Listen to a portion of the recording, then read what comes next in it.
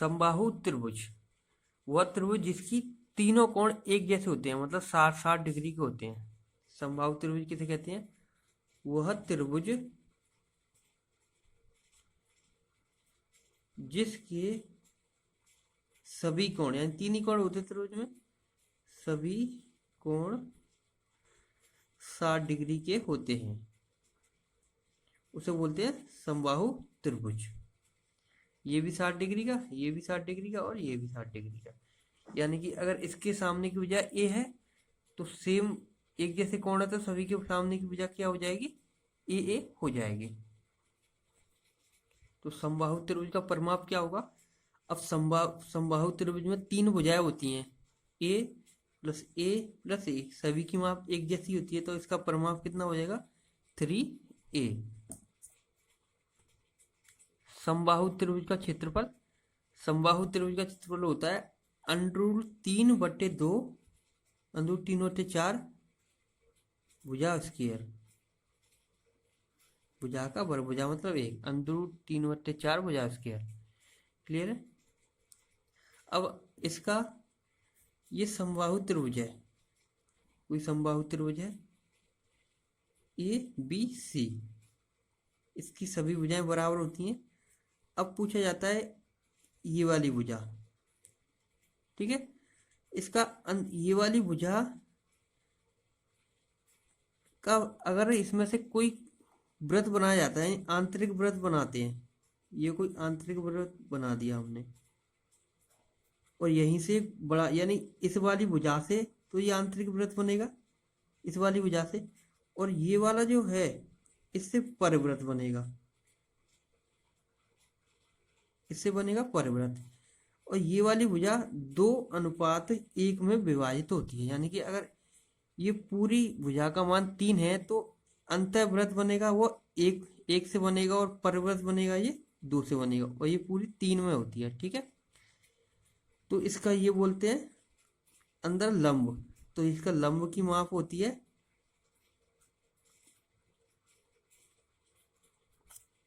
√3/2 भुजा, ये भुजा मतलब ए, ठीक है, √3/2 भुजा, यानी इसकी माप क्या होती है पूरे √3/2 भुजा। यानी कि अगर हम बनाते हैं इस तरह का कोई समकोण त्रिभुज, तो इस भुजा का मान कितना होगा, यहाँ से ले गए ABC और ये D है, तो ये AD जो है, AD इसका मान कितना होगा √3/2 यानी AD का मान हो जाएगा √3/2 क्लियर है? समबाहु त्रिभुज का अंतःवृत्त और परिवृत्त, देखो अंतःवृत्त कैसे बनता है, ये कोई समबाहु त्रिभुज है, अंतःवृत्त मतलब अंदर, ये ABC एक समबाहु त्रिभुज है, तो इसमें देखो ये इधर से लंब डाला, इधर से लंब डाला, और इधर से लंब डाला, तो ये जोंट होता है, इससे ये वाली दूरी अगर मैं ले लेता हूँ, ये वाली, ये तीनों दूरी, तो यहां से एक वृत्त बनेगा अंतःवृत्त, इसको बोलते हैं हम अंतःवृत्त।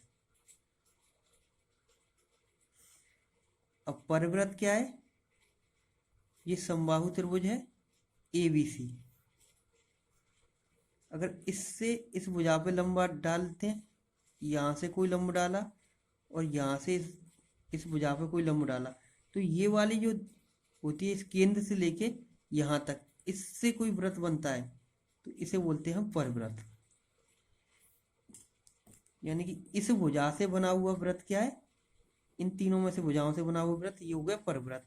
वो अंतःवृत्त कैसे बनता है, छोटी वाली भुजा से, और इन दोनों भुजाओं में अनुपात क्या होता है, ये अनुपात 2 होता है और इसका 1। ठीक है, अगर क्वेश्चन में पूछा जाता है अंतःवृत्त और परिवृत्त का अनुपात, तो यहाँ से देखो अंतःवृत्त एवं परिवृत्त का अनुपात क्या हो जाएगा,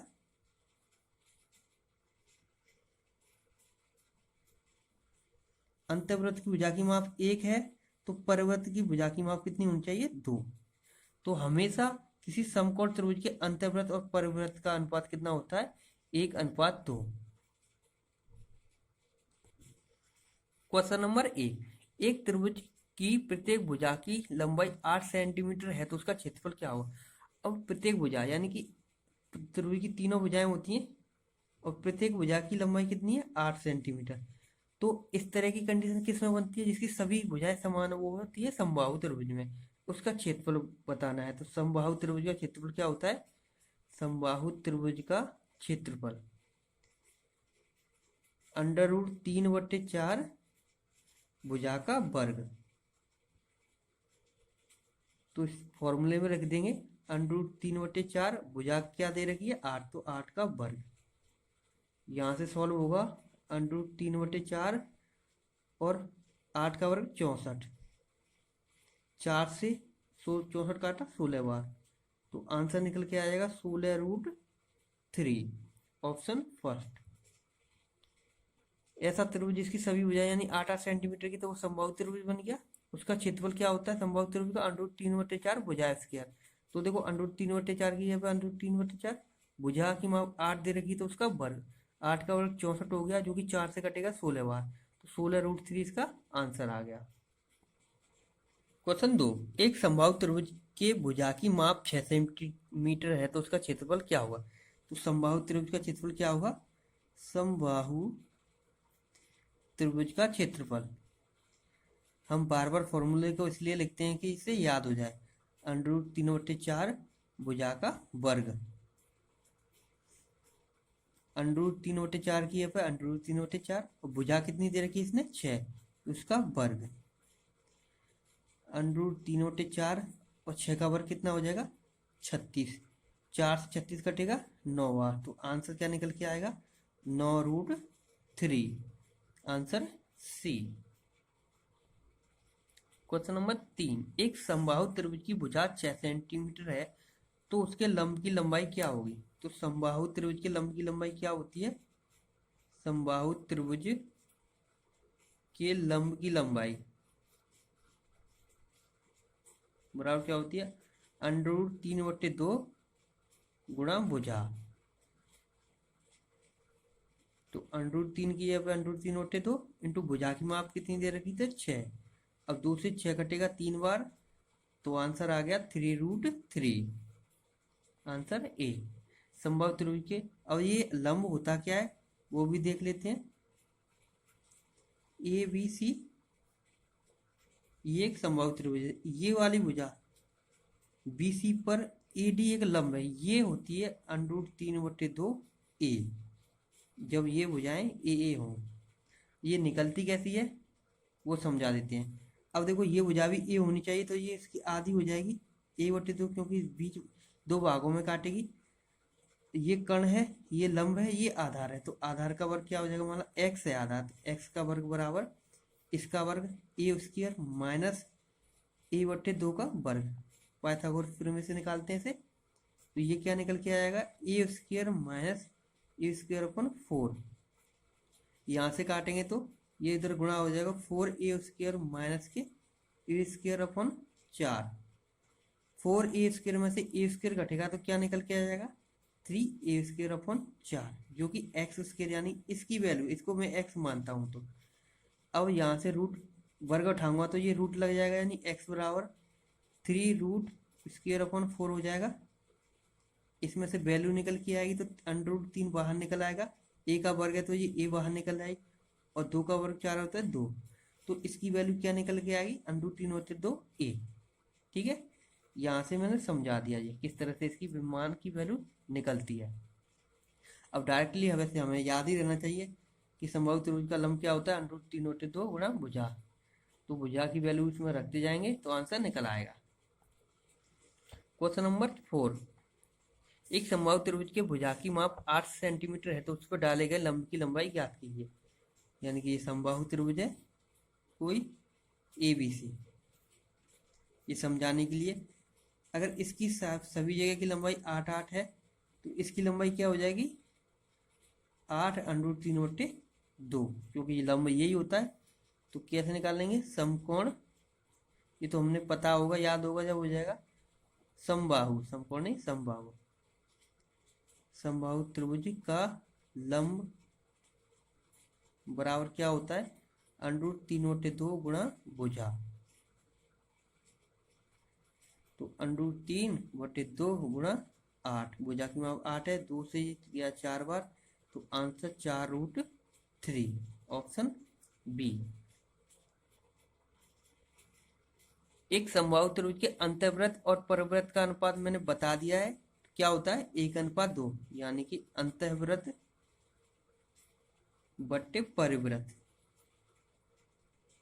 क्या होता है अनुपात 1/2, यानी कि 1:2। ये किस तरह से होता है मैंने समझाया था।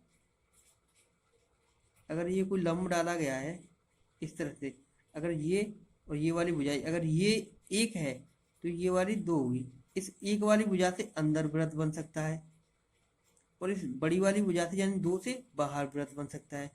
तो अंदर की भुजा कितनी है, एक है, और बाहर की भुजा कितनी है, दो है। तो अंतर्वृत्त और परिवृत्त का अनुपात 1:2 हमेशा के लिए होता है, चाहे क्वेश्चन के अंदर अंतर्वृत्त की त्रिज्या दे रखी हो, कुछ भी दे रखी हो, हमेशा समबाहु त्रिभुज के अंतर्वृत्त और परिवृत्त का अनुपात क्या होता है 1:2। ये याद करना है।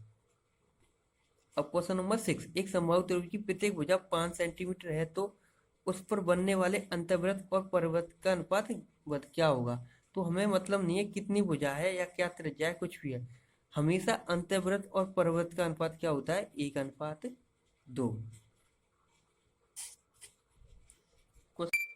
एक समबाहु क्वेश्चन नंबर 7, एक समबाहु त्रिभुज जिसकी प्रत्येक भुजा 9 सेंटीमीटर है तो उसके परिवृत्त की त्रिज्या क्या होगी। तो इसका भी फॉर्मूला होता है कि समकोण त्रिभुज के परिवृत्त की त्रिज्या, समबाहु त्रिभुज के परिवृत्त की त्रिज्या क्या होती है,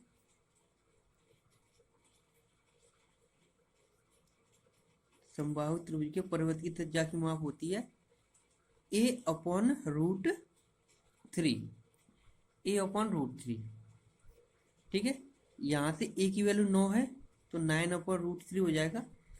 जब ये ऊपर की वैल्यू 3 से कटने वाली होती है तब ऊपर नीचे गुणा कर लेंगे हम √3 का इस तरह से गुणा किया तो कितना हो जाएगा 9√3। अब नीचे 3 हो जाएगा, √3 का गुणा होने के बाद 3 से ये 9 गया 3 बार, तो आंसर क्या निकल के आ जाएगा 3√3, ऑप्शन ए। अब सबसे पहले ये समझते हैं ये परिवृत्त की त्रिज्या, ये फॉर्मूला कैसे निकला।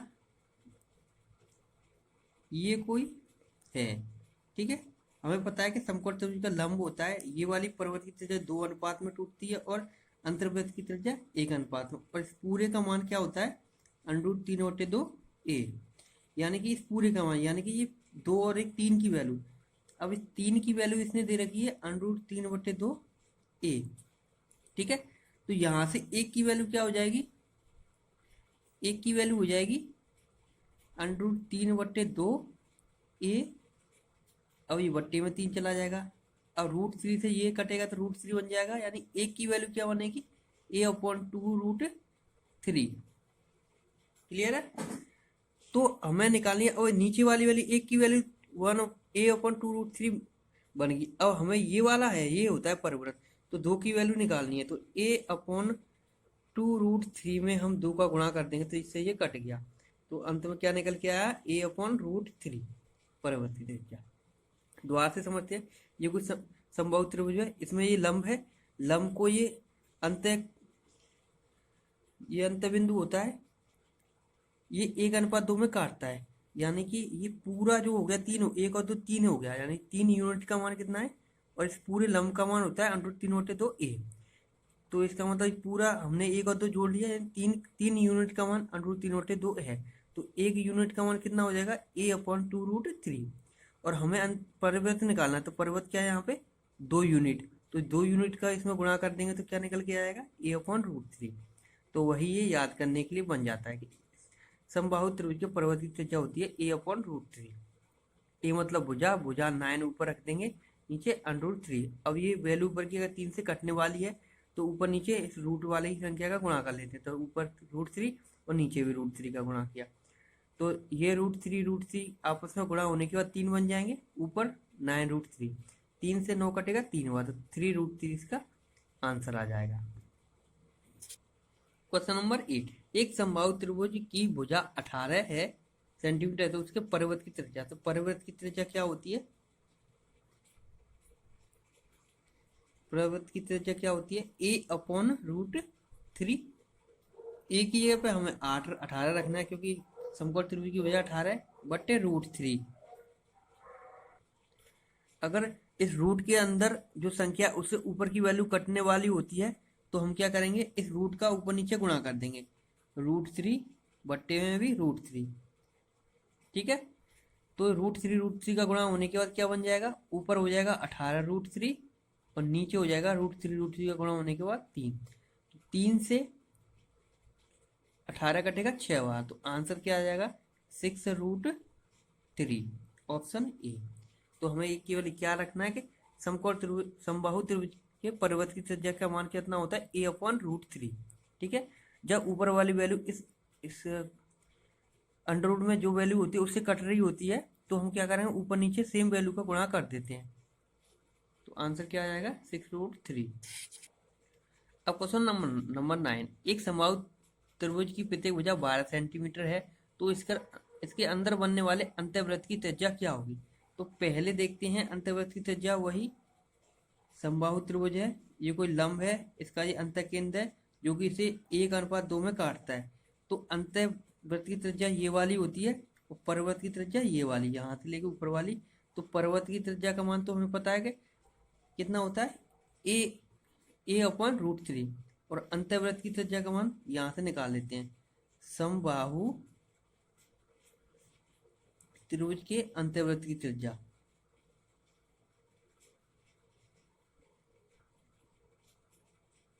जो कि होती है a/2√3।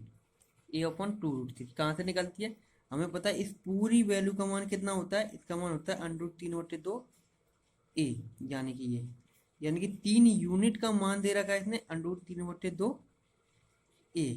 ठीक है, तो 1 यूनिट का मान कितना हो जाएगा √3/2 a, और इस 3 का भी नीचे गुणा हो जाएगा। ठीक है, अब इस वाली वैल्यू से ये कटेगा तो कितना निकल के आएगा a/2√3। ठीक है, तो ये एक की वैल्यू निकल के आई, और एक की वैल्यू भी क्या है इसमें 1:2 में काटता है, ये परिवृत्त ये अंतर्वृत्त, तो अंतर्वृत्त की त्रिज्या 1 अनुपात में है, जिसका मान कितना निकल के आया a/2√3। तो यही फॉर्मूला होता है कि समकोण त्रिभुज के अंतर्वृत्त की त्रिज्या का मान होता है a/2√3। अब a की वैल्यू क्या है इसमें 12, तो 12 रख देंगे, 2√3।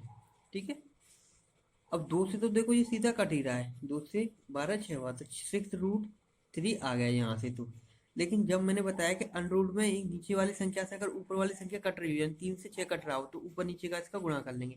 तो इस वैल्यू में क्या करेंगे हम, 6√3 में नीचे वाली वैल्यू का ऊपर और नीचे दोनों तरफ गुणा कर लेंगे, तो इसका मान हो जाएगा 6√3 ऊपर का, और नीचे √3 का गुणा गुणा होगा तो 3, 3 से ये काटा तो 2 बार, तो लास्ट में मान कितना निकल के आया इसका 2√3, 2√3 जो कि ऑप्शन बी में है। क्लियर है, द्वारा से समझते हैं समकोण समबाहु त्रिभुज की अंतर्वृत्त त्रिज्या क्या होती है a/2√3। एक ही यहाँ पे 12 रख दिया, 2√3, 2 से 12 काटा 6 बार, तो 6√3 हो गया। जब अंडरूट के अंदर नीचे अंडरूट है और उससे ऊपर की वैल्यू कट रही हो अंडरूट के अंदर संख्या, तो हम उसका ऊपर नीचे गुणा कर लेते हैं। तो √3 का ऊपर किया नीचे किया, तो ऊपर हो गया 6√3, नीचे हो गया 3, 3 से काटा 6 2 बार, तो मान निकल के आएगा 2√3, तो आंसर बी। क्वेश्चन नंबर 10 है, एक समबाहु त्रिभुज की प्रत्येक भुजा 20 सेंटीमीटर है, तो उसके अंदर बनने वाले वृत्त की त्रिज्या यानी अंतर्वृत्त की त्रिज्या क्या होती है, अंतर्वृत्त की त्रिज्या इसकी समकोण त्रिभुज की a/2√3। ये हमें याद करके रखनी है क्योंकि ये बहुत पूछा जाता है। एक ही पे 20 रख लेंगे बट 2√3, ये काटा 20 10 बार, 10/√3। अब नीचे अंडरूट में जो वैल्यू उससे ऊपर की वैल्यू कटती है, नहीं कट रही है, तो यही इसका आंसर हो जाएगा। तो आंसर बी 10/√3। अगर कट रही होती तो हम ऊपर नीचे गुणा करके निकालते, लेकिन जब अंडरूट में जो संख्या है उससे ऊपर की वैल्यू नहीं कट रही है तो हम इसको ऐसे ही का ऐसे ही लिख देंगे, यानी 10/√3 इसका आंसर हो जाएगा। और इस चैप्टर में सबसे इंपॉर्टेंट होता है अंतर्वृत्त और परिवृत्त का अनुपात। अंतर्वृत्त और परिवृत्त का अनुपात ये इंपॉर्टेंट होता है, जो कि क्या होता है 1:2। कभी कभार पूछ लेते हैं कि परिवृत्त और अंतर्वृत्त का अनुपात क्या होता है, तो वो 2:1 हो जाता है। तो हमें इसमें सबसे ये याद रखना है कि ये समकोण त्रिभुज है, ये कोई अंतः केंद्र है, तो ये अंतर्वृत्त की त्रिज्या हो गई और ये परवृत्त की त्रिज्या का अनुपात, यानी अनुपात क्या होगा 1:2। ये अंतर्वृत्त है और ये परवृत्त है। जब परवृत्त यहां से पूछा हो अंतःवृत्त बट्टे परिवृत्त, तो क्या होगा 1/2। अगर पूछ लिया हो परिवृत्त बट्टे अंतर्वृत्त, तब क्या होगा 2:1, क्योंकि 2:1 में कटता है। ऊपर वाली भुजा परिवृत्त बनाती है, नीचे वाली भुजा अंतर्वृत्त। तो जो जिस हिसाब से पूछा उस हिसाब से आंसर लगाते हैं, और सबसे इंपॉर्टेंट होता है और सबसे ज्यादा क्वेश्चन पूछा जाता है।